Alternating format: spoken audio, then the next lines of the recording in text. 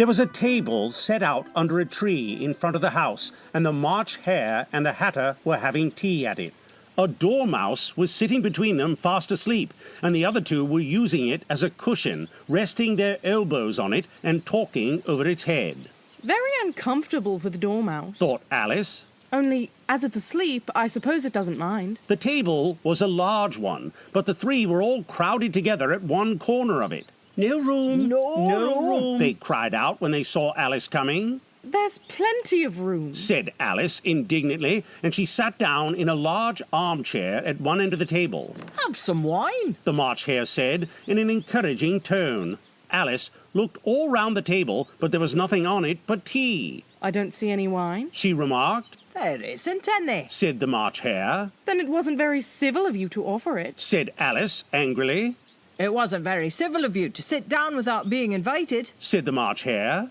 I didn't know it was your table, said Alice. It's laid for a great many more than 3. Your hair wants cutting, said the Hatter. He had been looking at Alice for some time with great curiosity, and this was his first speech. You should learn not to make personal remarks, Alice said with some severity. It's very rude. The Hatter opened his eyes very wide on hearing this, but all he said was, "Why is a raven like a writing desk?" Come, we shall have some fun now, thought Alice. I'm glad they've begun asking riddles. I believe I can guess that, she added aloud. Do you mean that you think you can find out the answer to it? said the March Hare. Exactly so, said Alice. Then you should say what you mean, the March Hare went on. I do. Alice hastily replied. At least I mean what I say. That's the same thing, you know. Not the same thing a bit, said the Hatter. Why, you might just as well say, I see what I eat is the same thing as I eat what I see. You might just as well say, added the March Hare, that I like what I get is the same thing as I get what I like. You might just as well say, added the Dormouse, which seemed to be talking in his sleep, that I breathe when I sleep is the same thing as I sleep when I breathe. It is the same thing with you, said the Hatter, and here the conversation dropped, and the party sat silent for a minute while Alice thought over all she could remember about ravens and writing desks, which wasn't much. The Hatter was the first to break the silence. What day of the month is it? He said, turning to Alice. He had taken his watch out of his pocket and was looking at it uneasily, shaking it every now and then and holding it to his ear. Alice considered a little and then said, The 4th. 2 days wrong, sighed the Hatter.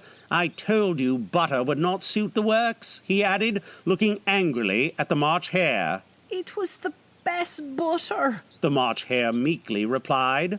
Yes, but some crumbs must have got in as well, the Hatter grumbled. You shouldn't have put it in with the bread knife. The March Hare took the watch and looked at it gloomily. Then he dipped it into his cup of tea and looked at it again, but he could think of nothing better to say than his first remark. It was the best butter, you know. Alice had been looking over his shoulder with some curiosity. What a funny watch, she remarked. It tells the day of the month and doesn't tell what o'clock it is. Why should it? Muttered the Hatter.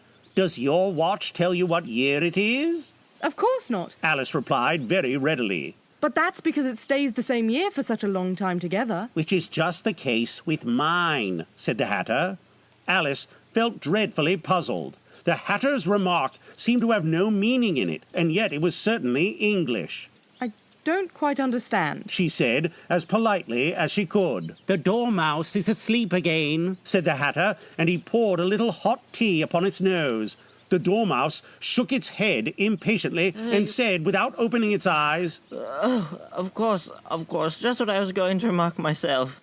Have you guessed the riddle yet? The Hatter said, turning to Alice again. No, I give it up, Alice replied. What's the answer? I haven't the slightest idea, said the Hatter. Nor I, said the March Hare. Alice sighed wearily. I think you might do something better with the time, she said, than wasting it asking riddles with no answers. If you knew time as well as I do, said the Hatter, you wouldn't talk about wasting it. It's him. I don't know what you mean, said Alice. Of course you don't, the Hatter said, tossing his head contemptuously. I dare say you never spoke to time.